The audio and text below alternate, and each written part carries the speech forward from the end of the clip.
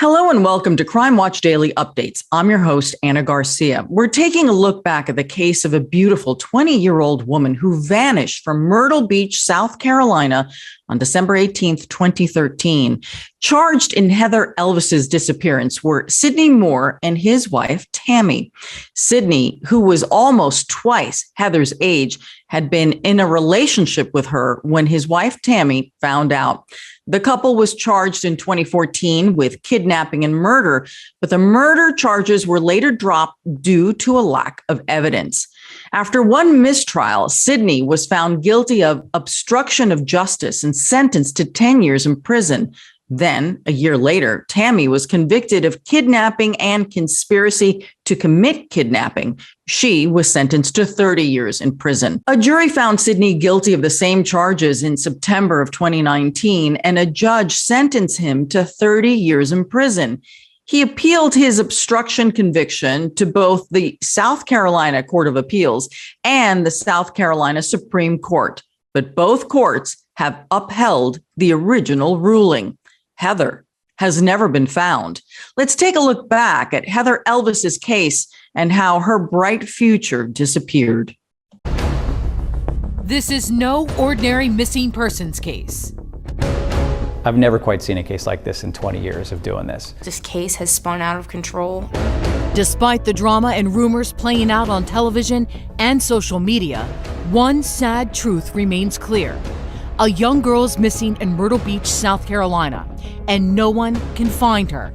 Now Crime Watch Daily takes you inside the shocking series of events that shattered lives and has torn a community apart. Bring the truth. Bring justice. Just tell us what we need to know about our daughter. Terry Elvis's daughter is 20-year-old Heather, a hostess at a popular restaurant in Myrtle Beach. Her proud parents are so excited about Heather's future.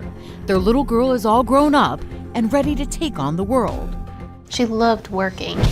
I don't know what it was about Heather, but work was her driving force. But her passion was doing makeup. She was very artsy, and that's what she really loved. But hiding in the shadow of Heather's bright future, there's a dark secret. She was like, "Do you see him?" And I was like, "Who?" And she was like, "Syney." And I was like, "Who is Syney?" And she was like, "That guy over there, the maintenance guy." Brianna Wallerman was Heather's roommate and best friend. She's breaking her silence about Heather's disappearance in this exclusive interview with Crime Watch Daily. Brianna says they met when Syney was hired to do maintenance work at her job. Even though Syney was 38, almost twice Heather's age, it was love at first sight, at least for Heather. Even after that day, the day that they first started talking, like over a series of weeks, it was her running and being like, "Bree, Syney did this and we're going to do this and we hung out here." And every time he would come in, she would almost like run away because it was like, oh, you know, like Syney's here kind of thing. Heather's romance with Syney was very intense. When it came to Heather, he made her feel like she was his one and only. She told me she loved him. But there's one big problem. Syney is a married man. According to Brianna, Syney's wife Tammy knew about the affair and warned Heather in calls and text messages to stay away from her man. It read in part, "Someone's about to get their beat down. Your is about to take his last breath." When the whole thing was found out, it blew up like a bomb almost. I mean, Tammy was livid, texting Heather. She was sending Heather pictures of her and Syney having sex. I personally never saw them because I told her I did not want to. Tammy, her phone calls, you know, "You're gonna stop talking to my husband or else." And it wasn't, "or else I'm going to do this." It was, "or else." According to Brianna, Tammy made sure Heather got the message loud and clear. Tammy called Heather. She said, "You're gonna end it with my husband." So she put Syney on the phone and sat there while Syney and Heather talked, and they ended things on the phone. But Syney made comments to Heather and said, "You know, you were nothing to me. You were just someone who spread your legs," and basically tore Heather apart as a human being. Brianna says it crushed Heather. It was 2 months full of tears. Then Heather showed signs of moving on. She called Brianna and told her she was going out on a date. It was supposed to be the first official date since after her relationship with Syney had ended. I asked her what they were going to do, and she was like, I'm not sure, but I'm just excited. Heather was happy that night and let those close to her know it.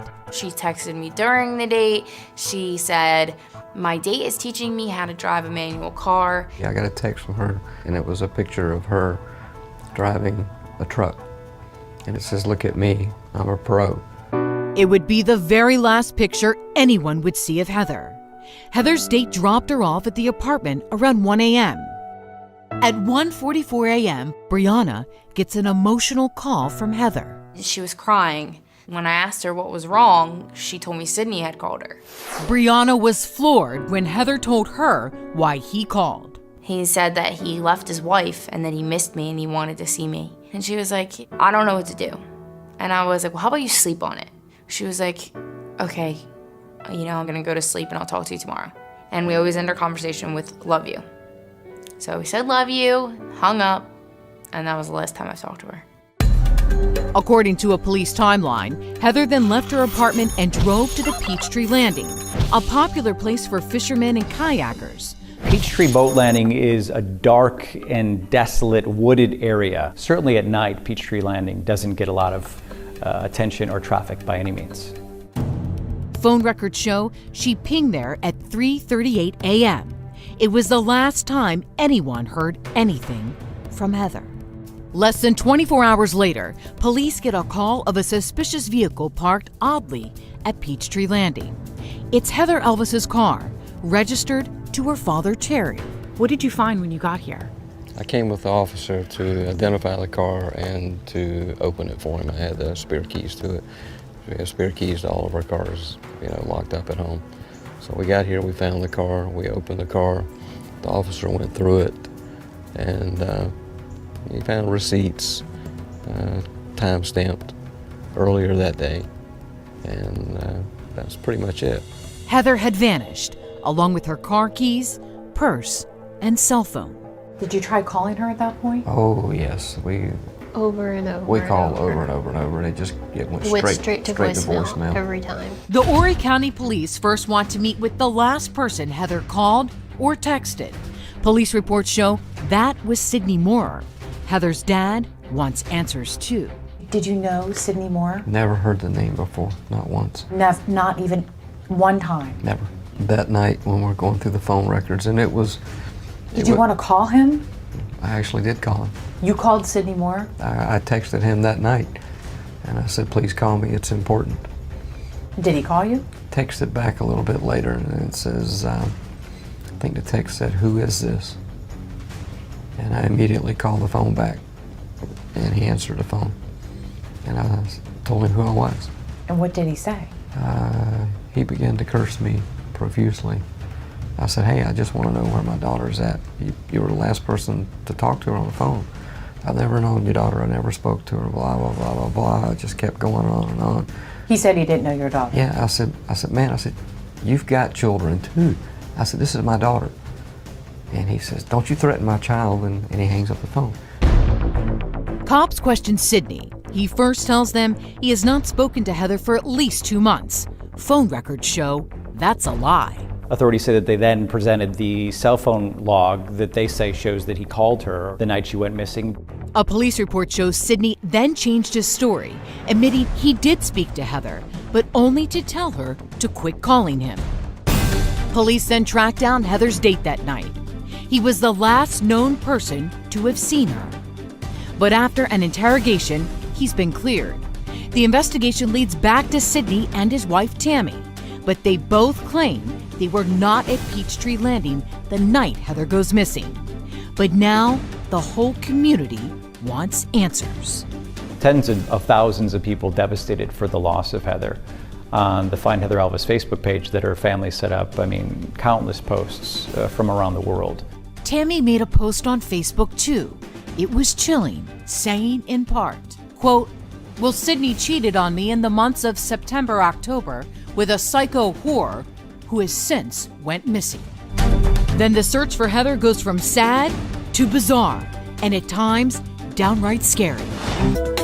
20-year-old Heather Elvis is missing. Police locate her car at a place called Peachtree Landing just outside Myrtle Beach, South Carolina. But there is no sign of Heather.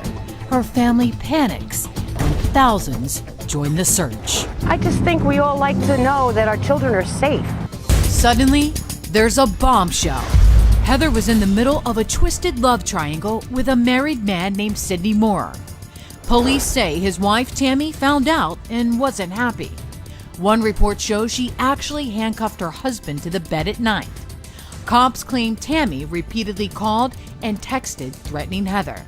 One text read, quote, "I've been having Syney followed since January 2012. It's best you call back and speak to me. Save yourself. Hey, you ready to meet the missus?"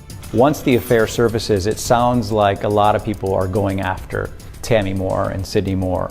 On social media, it's a storm. Of course, our system works, you're innocent until proven guilty, and a lot of people posting these people are guilty.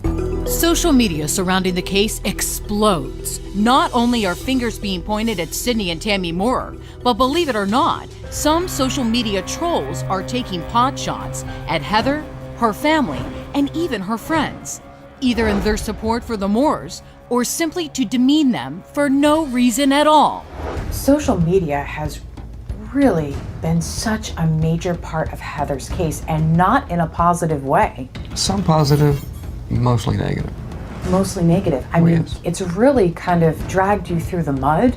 It has really put a black cloud over top of everything else that you're having to go through. It takes away from the focus of the case. It's a total distraction, waste of time. I have been called a liar. I've been told that she went to New Jersey with me. I've been told that I fabricated the text messages that I have. I fabricated the phone calls, that I'm in on it, that I know where she is. I've been told that I played a part in her disappearance. There's people that still message me today and with the most crazy accusations of what they think happened. And accusations back and forth I've never seen before in covering these types of stories. You never quite see it get to this level. Then another bizarre twist. A little more than a month after Heather goes missing, cops shift their focus on two men in South Carolina. And get this, one of the men is friends with Heather's father. Police accuse Bill Barrett, who had organized fundraisers and searchers to find Heather, of going too far. He reached out to a witness in the case and basically tried to conduct his parallel investigation with ours. And that, in doing that, it interfered with our investigation. So many people were not willing to come forward and talk to the police, but they'd come tell me, and I'd say, well, here, please, just call the tip line. Cops claim Bill Barrett also uncovered potential evidence and did not immediately report it. You do what you have to do sometimes. Did I do it intentionally, say I'm going to break a law? No, sir. Police also arrest Garrett Starnes, a Myrtle Beach resident who took interest in the case. Maybe a little too much interest. The cops claim he fabricated misleading information about Heather Elvis's disappearance and then sent it to law enforcement. Both men were charged with obstruction of justice. Starnes' case was dismissed, but Bill Barrett's day in court is still pending. The intensity, the community feeling impacted by this, feeling vested personally in the loss of Heather since she went missing is unlike any case that I've seen. Just when it seems this case can't get any stranger, another shocking headline. Heather's father, Terry Elvis, and his family are threatened. Terry Elvis filed a police report with Myrtle Beach Police and said that two men in a Jeep came up to him in the back of his parking lot where he was leaving work and yelled to him, "We already have Heather, Morgan is next," referring to Morgan, Terry's other daughter. That case, we're told, is still active. No arrests yet have been made in that case. It's never clear who threatened Terry and why. As sympathy grows for Heather's family, public hatred is mounting for Syney and Tammy Moorer. He files police reports alleging someone took a shot at his family. Not once, but twice. Syney Moorer was traveling with his family, and he says while he was driving, a vehicle was following him rather closely for a little while, and he heard what he said sounded like 2 gunshots. After that, he said he noticed that the vehicle slowed down dramatically and then turned off their headlights. About 2 weeks later, Syney Moorer files another report, this one in Myrtle Beach, alleges that about 1:30 in the morning that he saw 2 men approach him in another vehicle and appeared to put a shotgun up toward him through their vehicle. He says that he was able to go to a nearby location and lock himself in that building until police arrived. Just hours after Syney's second run-in with a gunman, the cops show up at his house with a search warrant. They went in. The term that's been used is shock and awe. Authorities kind of storm in there with dozens of police cars and go in there and seize all this information. They did seize some property from the home. They seized some guns, some DVDs. Syney and Tammy are both arrested and charged with obstruction of justice. But in a real shocker, they're also charged with 2 counts of indecent exposure. We later learned that the indecent exposure charge was apparently, as their defense attorney puts it, marital relations in public. That's right. Part of their defense is they were having sex in their truck about the time Heather Elvis disappeared. Police aren't buying it because a few days after Syney and Tammy Moorer are arrested, they are handed down new charges: the kidnapping and murder of Heather Elvis. The disappearance of 20-year-old Heather Elvis is a mystery that's puzzled police in Myrtle Beach, South Carolina. She vanished in the early morning hours. All that remained was her car, parked in an eerie place called Peachtree Landing. I definitely think Heather went to Peachtree with intentions to meet someone that she knew and that she trusted. I don't think that she would have went to the middle of nowhere in the middle of the night just because. Thousands in South Carolina joined police looking for Heather. They searched for months. Then, the Horry County Police Department arrests 2 people. Charges of murder in the disappearance of 20-year-old Heather Elvis have now been leveled against Tammy and Syney Moorer. Syney Moorer had an affair with Heather. Police say his wife Tammy threatened her. They're charged with the kidnapping and murder of Heather Elvis. I am beyond 100% sure that the people that are charged are the ones that they need to be charging with it since day one. The Moorers are also charged with obstruction of justice and, strangely enough, indecent exposure. That was part of their alibi when first questioned by the cops. A police report shows the Moorers claimed they were having sex in their car when Heather went missing. Now the accused deadly duo want everyone to know their arrest has been a rush to judgment. I would just urge people not to reach a conclusion, but not to assume that someone's guilty simply because they've been arrested and charged. It's being put to me, if your client didn't do it, who did it? And that's a very bizarre thing to say. And some are asking, how can there be a murder charge without a body? Just because you can't find a body doesn't mean that the person hadn't been murdered. The prosecution's evidence against the Moorers is all circumstantial.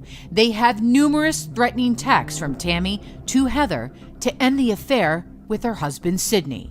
One text read in part, quote, "Someone's about to get their beat down. Your is about to take his last breath.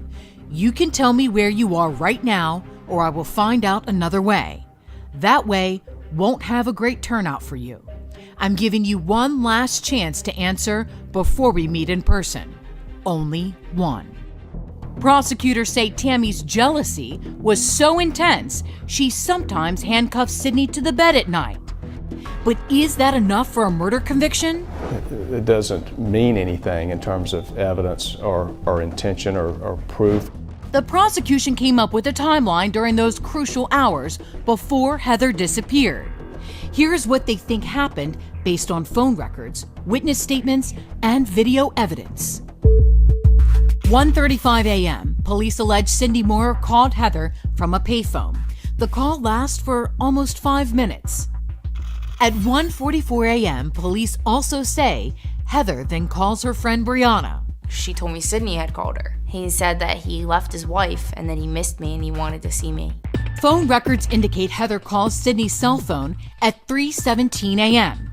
Prosecutors determined that Heather is still at her apartment and that Syney is still at his house. Authorities believe after that conversation, Heather gets into her car and then drives 3 miles to Peachtree Landing. At 3:36 a.m., a private residence camera captures a dark-colored truck coming from the direction of Syney's house, heading towards Peachtree Landing. Another camera at a business location records the truck getting closer to Heather's location. Heather's cell phone pings show she is now parked at Peachtree Landing and repeatedly calls Syney's cell phone from 3:38 a.m. to 3:40 a.m. And the last call that Heather makes that's live is 3:41 a.m. And that's a 1-minute call or an attempted call. And authorities say that the phone goes dead shortly after that. There's no other data from her phone. Around 3:46 a.m., the same black truck ID'd by police is the same vehicle heading back in the direction of the Moorer's house.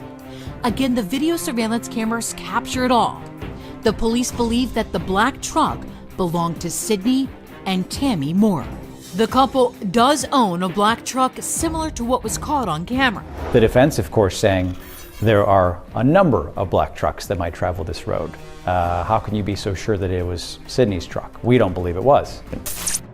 Syney and Tammy had been held without bond for several months. Their attorneys convince a judge to allow them out for $100,000 each. Tammy, how can you be out of jail right now? They've got to wear GPS monitoring, and they've got to be within outside of a 5-mile radius of Heather Elvis's family, and no contact with the Elvis family as well. It's now been almost 2 years since Heather went missing, and the most talked about murder trial in South Carolina has not begun. Numerous delays have only increased speculation as to the strength of the prosecution's case. Whether a trial happens or not, we may never know what happened to Heather Elvis. And this one is an absolute stunner. A judge allows Syney and Tammy to move from their home in South Carolina to Florida until the start of the trial. Tammy and Syney's attorneys argued to the judge that they needed work, that Syney needed work and had an option or an opportunity to apply for a job in Florida. I don't see how someone who is charged with murder at the end of the day should be allowed to leave the state. I was beyond outraged when I heard it. I'm numb to it at this point. Because you have to live every day without your daughter, so why should they have to? Yes. It's to me, it's like rewarding them. I don't understand it. Despite all the drama and all the distractions, Heather Elvis is still missing. So many people who either know or don't know her want her to come home today. And if someone has killed her, justice must prevail. If Heather could hear this today, or if she's watching, or anything, what would be your message to her? I would love for Heather to be at home right now. I would give anything for Heather to be at home right now. We'll never give up. We'll never stop searching. We'll never stop looking. We'll never stop asking questions.